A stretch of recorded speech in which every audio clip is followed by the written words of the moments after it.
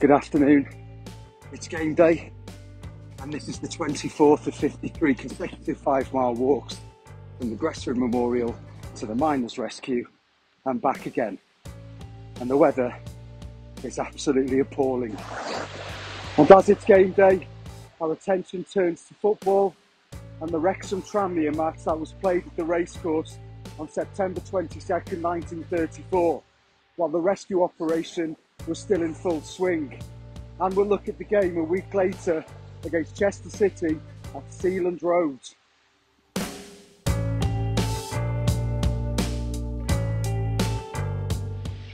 The facts around the Tranmere game are well documented.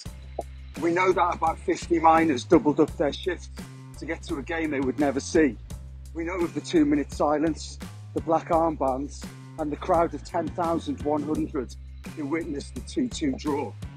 And most fans will also be aware of the well-publicised words of George Lerry, the Wrexham leader sports writer, who observed himself that people were unable to turn their minds to the thoughts of football, and how he personally hoped the game would be postponed, saying, after hurrying from the pit head, where I'd seen the dead bodies of miners and brave rescuers who'd lost their lives, where too I had watched other heroes still going down to fight the flames below, I did not find it easy to settle down to the task of taking notes of this match.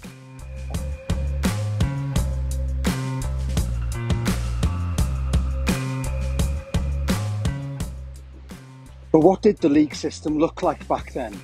And who were that particular season's champions? The league system was pretty much the same as it is today, with Division 1 equivalent to today's Premier League, Division 2 the Championship, but with Leagues 1 and 2 being split regionally into Division 3 North and Division 3 South. That season, Arsenal would win the Division 1 title, Brentford the 2nd Division title, Charlton Division 3 title, and Doncaster would win the league that featured Wrexham, Division 3 North. Looking at the final table of the league that year, it's as though time has stood still, with 9 clubs, including Wrexham, Stockport, Mansfield and Crewe, competing in League 2 today, and a good handful of others being recent opponents of ours in the National League.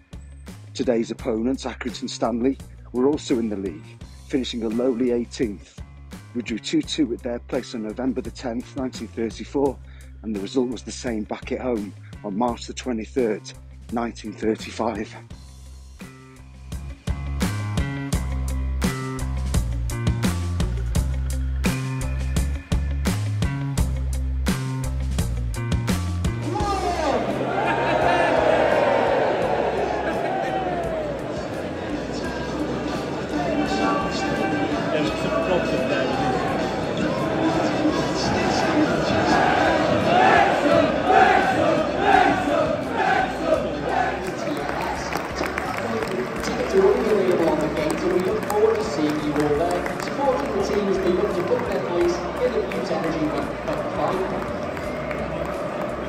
St. Julie home to the supporters now leaving the stadium. The club shop's open in 30 minutes.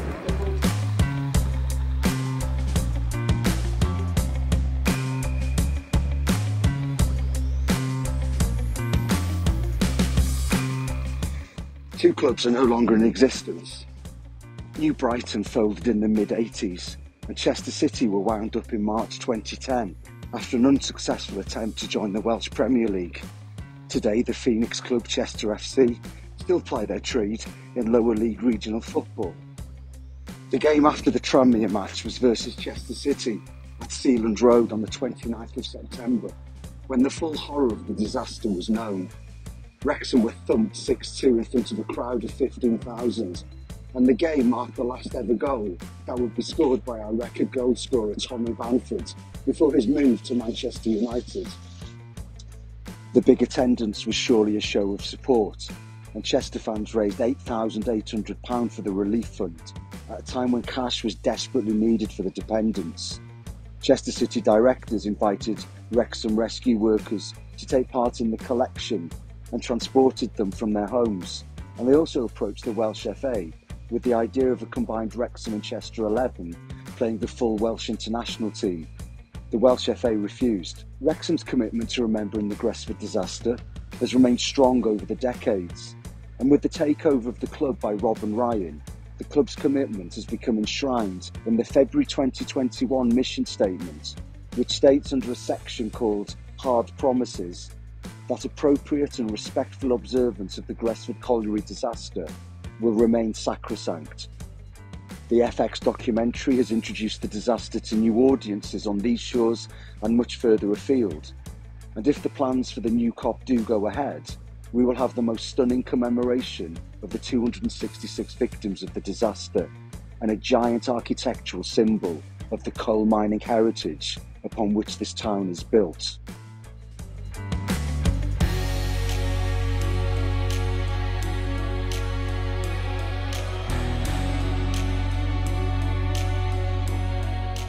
And finally, I put a question out on Twitter last night, asking if you were a coal miner and you could choose just one former or current Wrexham footballer to be your ideal co-worker in the pits, who would it be?